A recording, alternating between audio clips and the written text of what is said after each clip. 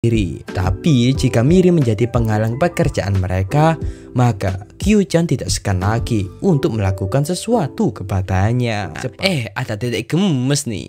Tapi untungnya Kazuki imannya masih kuat. Tapi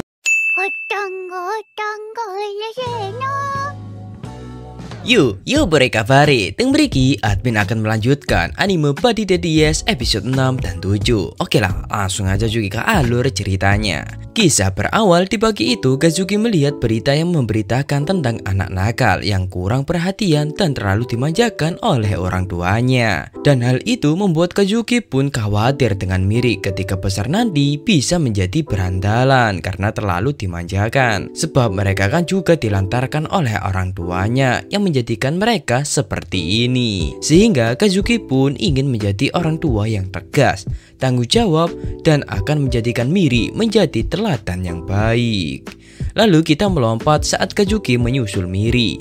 Nah, Bu Ana memberitahukan Kazuki kalau Miri di hari ini habis bertengkar dengan temannya. Tapi Ibu Ana cuma cari ini, jarang benere. Karena itulah Ibu Ana meminta tolong ke Kazuki untuk bertanya ke Miri supaya menjelaskan apa yang sebenarnya terjadi. Serahkan padaku, Bu Ana. Aku adalah papa yang baik. Wah, pinter juga nih orang tua. Kisah 6. Di rumah mereka berdua bermain game. Nah, waktu itu Kazuki menggunakan kesempatan itu untuk bertanya ke Miri tentang kejadian baku hantam tadi. Tapi Miri tidak mau mengaku. Namun saat dipaksa-paksa, tetap saja Miri tidak mau jujur. Alhasil karena terlalu dipaksa, Miri pun menceritakan tentang temannya yang bernama Taiga. Dia anak yang nakal. Namun Kazuki malah menghujani Miri beberapa pertanyaan yang malah membuat Miri pun marah kepadanya. Karena terlalu protektif, Miri pun sampai bilang dia benci dengan papa Kazuki. Benci. Nah, kata-kata itu menusuk di hati Kazuki karena dia bertanya demi kebaikan Miri. Malah endingnya kayak begini dong. Kemudian keesokan harinya, karena di hari ini Miri akan bertamasya, Kazuki membuatkannya bekal yang spesial. Alasannya, padahal tujuan sebenarnya cuma untuk menghiburnya karena kejadian kemarin. Bam. Dan beneran, Miri masih marah dengan papa Kazuki, meskipun Kazuki menghiburnya dengan cara nggak jelas. Tapi tetap Miri masih membenci papa Kazuki. Dan yang mengagetkannya, di hari ini Miri ingin diantar oleh papa Rai. Gini amat ya jadi orang tua. Ya, karena kata-kata aku benci papa, Kazuki pun menjadi menyesal. Padahal dia hanya ingin supaya keluarga ini tidak merenggang dan juga Miri tidak menjadi berandalan. Malah endingnya kayak gini. Dasar orang tua. Kazuki membuat kesalahan yang sangat fatal karena bekal yang dia buat malah tertinggal. Namun saat akan mengantarkan bekal itu, ternyata Rai sudah pulang dan bilang kalau bisnya sudah berangkat. Mati kui. Namun Kazuki tidak menyerah begitu saja. Dia akan berusaha mengantarkan bekal itu ke kebun binatang demi bekal anaknya. Woi, kenapa gue ikut? Tolong. Berpindah ke Miri. Akhirnya mereka sudah sampai ke kebun binatang dan Ibu Ana menyuruh mereka semua untuk mengikutinya supaya tidak tersesat. Ada Mas Bro, kok malah adu banteng nih anak. Banteng apa nih? Banteng merah kah? Mak, makan mak. Namun tiba-tiba muncul Taiga, si anak nakal yang mengageti mereka, yang membuat para monyet pun kabur. Sehingga mereka pun menjauhi Taiga. Namun demi mencari perhatian, Taiga pun akan pergi berlawan arah dengan mereka, yang membuat Miri dan teman-temannya khawatir nanti Taiga akan tersesat. Sehingga mereka pun pergi mengikuti Taiga. Di sisi lain, papa Kazuki dan Rai sudah sampai di lokasi. Namun yang tak mereka sadari, di belakangnya ada buronan yang kabur. Beralih ke Miri lagi, mereka bertiga membujuk Taiga untuk segera kembali ke teman-temannya. Tapi mereka keburu kehilangan jejak teman-temannya. Namun Miri meyakinkan mereka pasti akan menemukan jalan keluarnya. sebab Miri juga pernah tersesat dan berhasil keluar. Miri, kamu di mana? Gini bet ya dari orang dua. Dan untungnya Kazuki menemukan Miri, tapi dia bergandengan dengan seorang bocah. Ya, Kazuki pun otaknya traveling kalau di masa depan nanti Miri akan menjadi berandalan karena pacarnya. Sehingga Kazuki pun mengoceh nggak jelas di atas tuh. Tapi yang Kazuki tidak sadari, di bawahnya banyak orang yang melihat tentang kegilaannya ini. Lalu saat dilihat lagi, Kazuki pun malah kaget kalau bocah laki itu mempunyai cewek lebih dari satu. Bu, dia kenapa, Bu? Yuk pergi nak, dia orang gila. Lalu saat mereka berempat mencari teman-temannya, di belakang ada Kazuki dan Rei yang membuntutinya karena mereka tahu Miri sedang tersesat. Woi, kenapa lu? Namun Miri bisa merasakan kehadiran mereka berdua. Tapi saat ditoleh nggak ada tuh orang. Seingat gue Papa Rei nggak pernah ganti baju deh, selalu biru itu. Ya karena kejadian itu tadi mereka harus berhati-hati karena Miri bisa merasakan aura mereka. Mangkalin aja nih anak. Setelah berjalan cukup lama, akhirnya Taiga pun menyerah. Tapi Miri menyuruh Taiga tidak boleh menyerah. Dan di belakang Kazuki pun sadar kalau bocah itu bernama Taiga yang diceritakan Miri sebelumnya. Namun karena Taiga tidak mau melanjutkan perjalanan, mereka pun memutuskan untuk istirahat sebentar. Lalu kita melihat kebaikan Miri, meskipun dengan Taiga si anak nakal. Di seberang jalan, buronan itu pun muncul dengan raut kelaparan. Dan saat melihat ada sebuah toko yang tidak ada penjaganya, dia pun mau mencuri beberapa kotak di sana. Tapi Miri melihatnya lalu menegurnya supaya membayar barang-barang yang dia bawa. Namun karena masih bocil, tuh orang tidak menggubrisnya. Jangan panggil anak kecil, Paman. Sehingga Miri pun langsung mengadang orang itu. Tapi saat buronan itu akan menghajarnya, muncul sebuah batu dan juga datang pemilik toko itu. Akhirnya buronan itu pun tidak jadi mengambil makanannya dan mereka pun melanjutkan perjalanan. Tapi tujuan mereka teralihkan dengan beberapa mainan yang ada di sana. Dan mereka berdua sekarang sangat akrab karena mereka sama-sama penyuka Mario Kart. Namun Miri bilang dia hanya sayang dengan Papa Rai. Bam! Di belakang setelah mendengarkan pernyataan itu, Kazuki pun marah-marah gak jelas lagi. Dan singkat cerita, setelah beberapa menit mencari, mereka masih belum menemukan teman-temannya dan memutuskan untuk istirahat di taman ini. Namun saat teman-temannya memakan bekal, Miri pun kaget kalau di tasnya tidak ada bekal. Woi, jangan keluar dulu, Jambui. Tapi tiba-tiba Taiga memberikannya sebuah onigiri.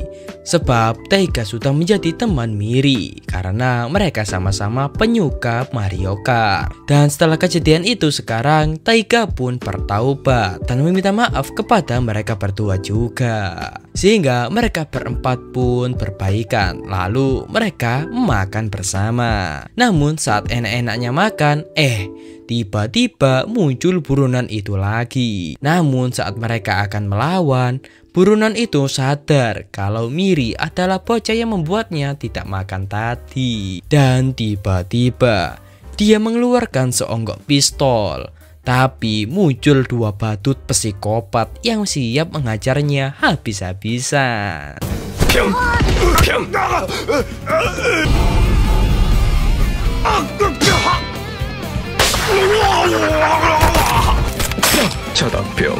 Akhirnya buronan itu pun tepar. Dan mereka berterima kasih kepada dua badut psikopat itu yang telah menyelamatkannya. Lalu badut itu pun pamit pergi. Loh, mana kostum gue? Lah, gue juga hilang cuy. Dan ternyata dua badut itu adalah Kazuki dan Rai. Di sisi lain, akhirnya mereka pun bertemu dengan teman-temannya. Dan Bu Ana sangat senang melihat Miri dan Taiga sudah rukun kembali. Di belakang mereka berdua juga bersyukur dan bangga kepada Miri yang sudah mandiri. Tapi Kazuki menyesal karena terlalu protektif kepada anaknya.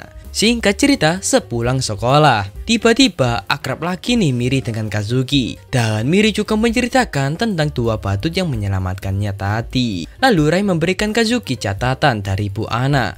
Kalau kemarin itu cuma kesalahpahaman, anjir.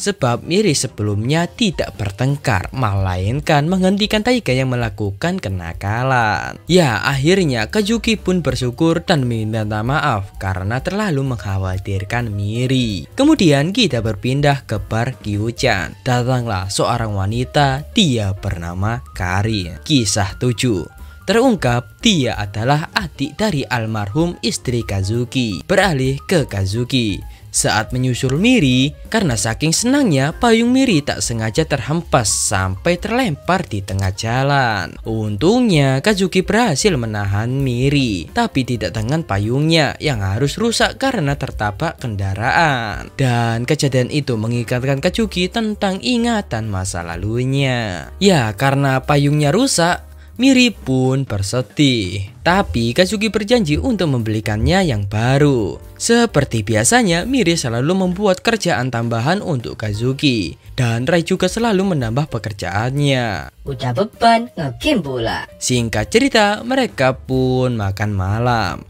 Tapi mereka berdua malah menambah pekerjaan lagi nih. Lalu saat mencari alat jahit untuk menjahit handuk Miri yang hilang, Kazuki pun tak sengaja menemukan foto bersama almarhum sang istri. Nah, Rei, omae mo Miri no sewa tetsudo yo. やってるけど、何をだよ。やったりとか。 Keesokan harinya, saat berbelanja, Kazuki tak sengaja bertemu dengan adik iparnya yang pasti dia mencarinya. Ada titik gemes nih. Tapi untungnya Kazuki imannya masih kuat. Tapi dia tak sengaja mendengar ucapan wanita tadi kalau Kazuki terlihat bahagia dan menebak kalau dia telah mendapatkan belahan jiwa. Nah, setelah mendengar kata-kata bahagia, Kazuki pun tidak merasakan apa-apa. Sebab kesehariannya cuma cuci baju, cuci piring, masak, cuci baju, cuci piring, masak. Mengulang-ulang terus nih. Dan saat memasak, Miri juga selalu mengganggunya. Kemudian saat makan malam, mereka berdua mengoceh tentang mereka yang tidak suka makan sayuran. Dan Kazuki bertanya, bahagia itu seperti apa? Namun mereka masih saja berdebat. Dan karena banyaknya mengeluh, Kazuki pun mengambil makanan mereka lagi. Dan bilang, kalau tidak mau makan, ya jangan makan sekalian. Sehingga di waktu itu puncak kemarahan Kazuki sudah mentok. Dan dia pun langsung pergi ke kamar menutup diri. Lalu kita melompat ke keesokan harinya. Miri membangunkan Rai karena kelaparan. Dan meminta ke Papa Rai untuk memasakkannya sesuatu. Karena Papa Kazuki izin keluar sebentar. Dan Rai mengerti alasan Kazuki pergi, ya karena kemarin. Tapi Rai malah mementingkan makanannya daripada harus mengurus pekerjaan rumah. Dan terpaksa juga deh Papa Rai harus mengantarkan Miri bersekolah. Dan mereka harus menerobos hujan demi sampai ke sekolah. Kemudian kita diperlihatkan kalau Kazuki mampir ke bar Kyuchan yang tujuannya untuk kabur supaya Rai bisa mengasuh Miri. Tapi Kyuchan bilang kalau Kazuki sekarang terlihat sangat bahagia. Bahagia dari mana, Jambu? Sebab Kazuki sekarang sudah berubah 180 derajat dari kepribadian yang dulu. Kemudian Kyuchan mengembalikan uangnya yang diberikan kepada adik iparnya. Alasannya sih enggan menerimanya. Dan Kyuchan menyuruhnya untuk segera berbicara dengan adik iparnya. Sebab sebentar lagi kan adalah peringatan almarhum istri yang bernama Yuzuko. Tapi Kazuki langsung pergi supaya tidak teringat kenangan kelam itu.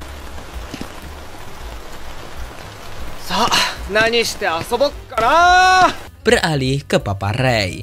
Ternyata di hari ini hari Minggu, otomatis sekolahan libur, mampus lu. Ya, untuk menghibur diri, Kazuki pun bermain slot. Di hari ini adalah hari rezekinya. sebab Kazuki sekarang gacor banget. Lalu kita diperlihatkan kalau Papa Ray sekarang sedang kesusahan merawat Miri yang hampir sakit. Dan singkat cerita, malam harinya karena terlalu banyak minum, Kazuki pun sempoyongan. Namun Kazuki tak sengaja berurusan dengan seorang pria. Lalu di rumah, Ray mulai sadar kalau Kazuki bukan pergi sebentar, melainkan mengelantarkan mereka berdua di rumah. Di sisi lain, setelah dikeroyok, Kazuki pun tak sengaja bertemu dengan Karin. Nah, tujuan Karin di sini adalah berbicara dengan Kazuki, tapi Kazuki menolak.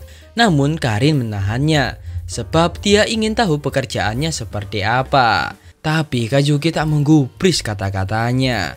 Dan Karin pun bilang kalau kakaknya mati bukan kesalahan Kazuki, tapi Kazuki bilang dialah pembunuhnya. Lalu kita flashback saat waktu kejadian itu. Di hari itu Kazuki melaksanakan misinya, tapi sayangnya targetnya berhasil kabur. Untungnya bisa dicegah oleh Ryu dengan sniper andalannya. Alhasil mobil itu pun menubruk tangki bensin. Tapi sayangnya di samping ada istri Kazuki, dan Kazuki pun tak sempat untuk menyelamatkannya, sehingga istrinya pun tewas terkena ledakan itu. Dan itulah kenangan kelam Kazuki. Beralih ke rumah, Ray kebingungan karena Miri terserang demam. Lalu keesokan harinya Kazuki pun pergi ke suatu tempat. Dan di rumah Ray masih bingung nih. Udah berkali-kali bertelepon Kazuki, dia tak mengangkatnya. Karena terdesak, Ray pun akan pergi ke rumah sakit. Tapi Ray tidak tahu rumah sakitnya berada di mana.